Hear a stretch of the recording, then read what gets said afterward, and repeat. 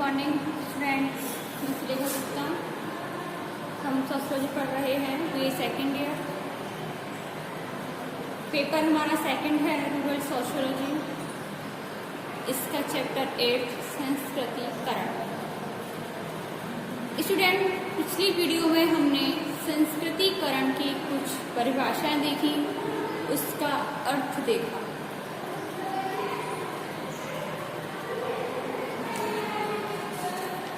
संस्कृतिकरण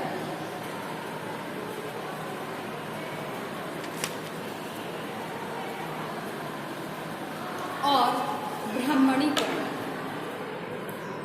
संस्कृतिकरण और ब्राह्मणीकरण क्या होता है?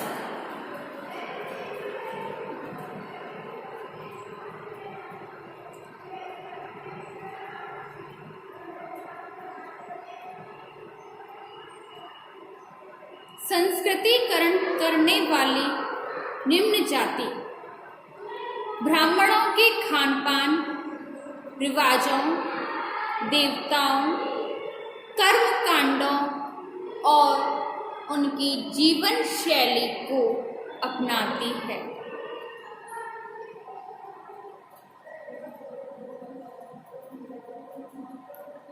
निम्न जातियां ब्राह्मणों को नहीं बल्कि क्षत्रिय, वैश्य और प्रभु जाति की संस्कृति की जीवन शैली का भी अनुकरण कर रही हैं।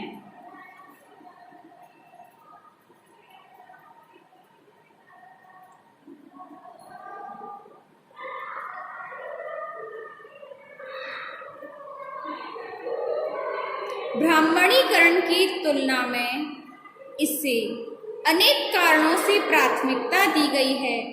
संस्कृतिकरण की बृहद प्रक्रिया में ब्राह्मणीकरण भी शामिल है। ब्राह्मणीकरण और संस्कृतिकरण आपस में विपरीत भी हो जाते हैं।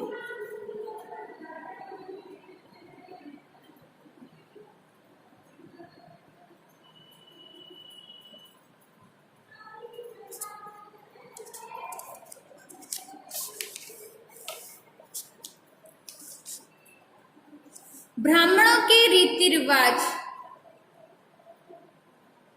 इनका अनुसरण करके निम्न जातियां संस्कृतिकरण की प्रक्रिया कर रही हैं, उनका अनुकरण कर रही हैं।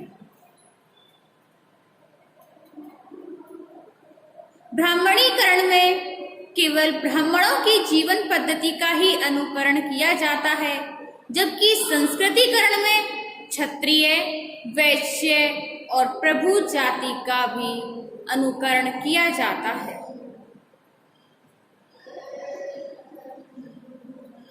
ब्राह्मणीकरण में केवल ब्राह्मण ही आदर्श हैं और संस्कृतिकरण के क्षत्रिय, वैश्य ये प्रभु जाति भी आदर्श होते हैं।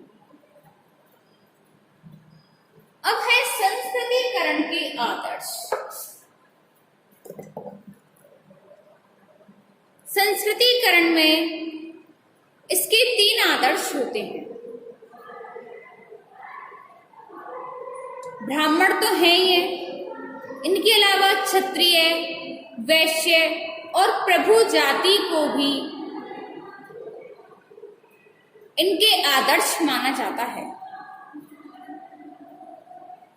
क्योंकि इनका उपनयन संस्कार होता है। इन्हें वैदिक कर्म कांडों को संपन्न कराने का अधिकार होता है।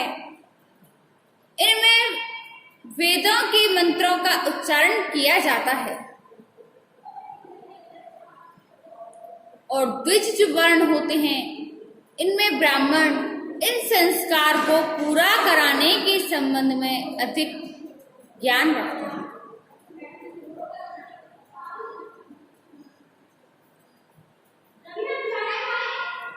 द्विज श्रेणी में कुछ जातियां ऐसी भी हैं जिनकी जीवन पद्धति काफी सुसंस्कृतिकृत है और कुछ जातियां ऐसी भी हैं जिनका संस्कृतिकरण कम हुआ था या फिर बिल्कुल भी नहीं हुआ।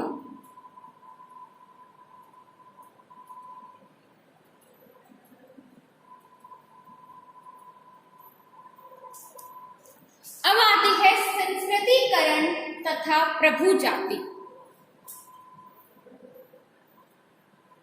प्रभु जाति वह जाति जो उस गांव या समुदाय में संख्या से अधिक हो, जिसका स्थान कृषि योग्य भूमि के बड़े अंश पर स्थायित्व करता हो, जिसके पास आर्थिक राजनीतिक शक्ति हो और जिसे जातीय संचरण में उच्च स्थान प्राप्त हो, वह प्रभु जाति होती है। भारत के विभिन्न क्षेत्रों में विभिन्न जातियां प्रभु जातियों के रूप में विद्यमान रही हैं, जैसे कि ब्राह्मण, क्षत्रिय, वैश्य वर्ग, ये जातियां प्रभु जातियां मुख्यतः मानी जाती हैं।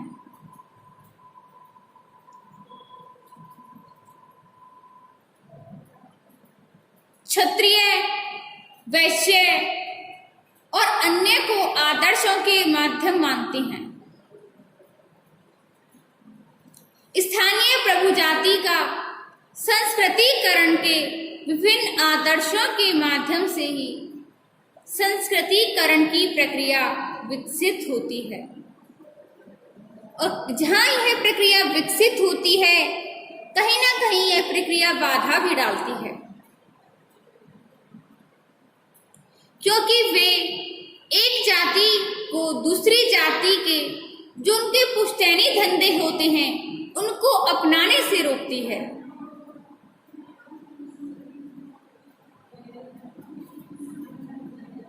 प्रभु जाति किसी नीची जाति के कर्मकांड और जीवन शैली में छोटे मोटे जो परिवर्तन होते हैं उनकी उपेक्षा तो करती है, परंतु यदि वे किसी जातीय चिन्ह को अपनाने लगते हैं तो उन्हें रोकते भी हैं और दंडित भी करते हैं।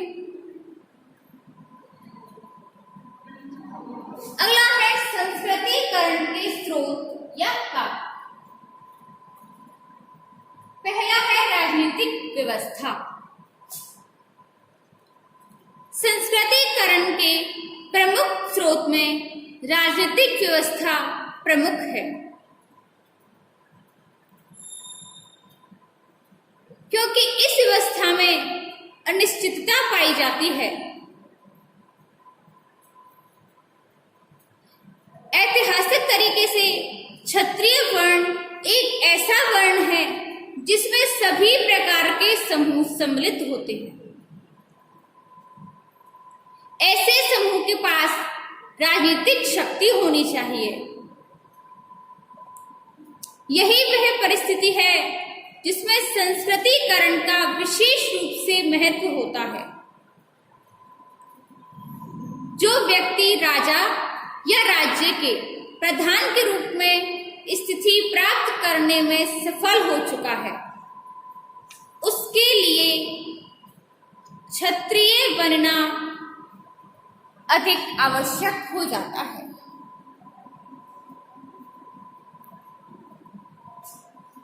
क्षत्रिय वर्ग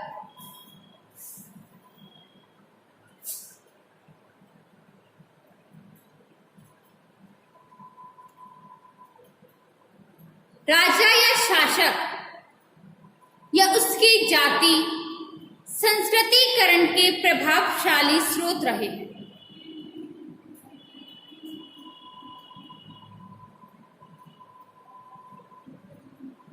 अगला है बड़े नगर, मंदिर या तीर्थ स्थान।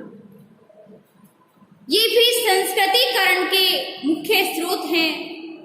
ऐसे स्थानों पर एकत्रित जन समुदाय में सांस्कृतिक विचारों, विश्वासों के प्रचार प्रसार हेतु उचित अवसर प्राप्त होते हैं।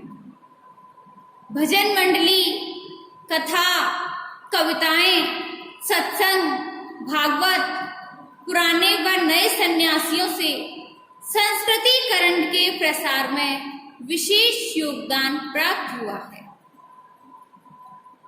बड़े नगरों में प्रशिक्षित पुजारियों, संस्कृत विद्यालयों, महाविद्यालयों, धार्मिक संगठनों ने इस प्रक्रिया में सहायता पहुंचाई है। तीसरा है संचार तथा यातायात के साधन। संचार तथा यातायात के साधनों ने भी संस्कृतिकरण को देश के विभिन्न भागों में फैलाने में योगदान दिया है। संस्कृतिकरण के फलस्वरूप परंपरागत संस्कृति में महत्वपूर्ण परिवर्तन पाए जाते हैं।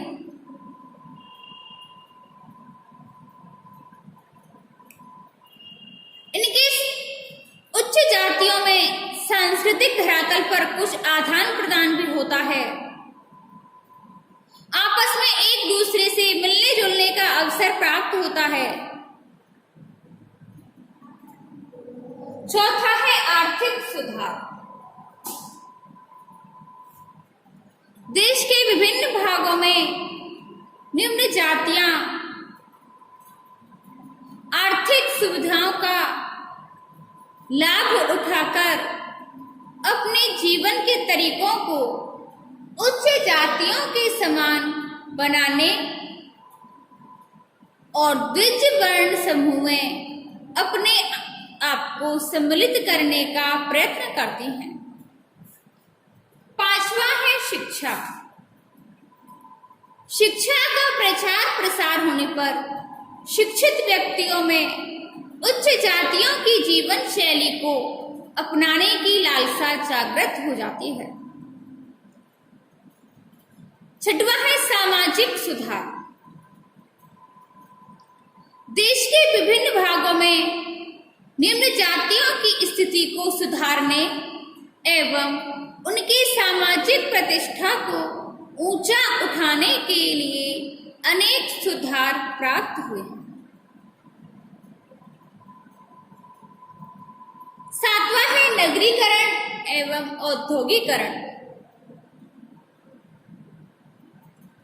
भारत में औद्योगिकरण के कारण बड़े बड़े नगरों का निर्माण हुआ है। बड़े नगरों में जातीय भेदभाव में कमी आई है। प्रभु जाति उच्च जाति का निम्न जातियों पर नियंत्रण कम हुआ है।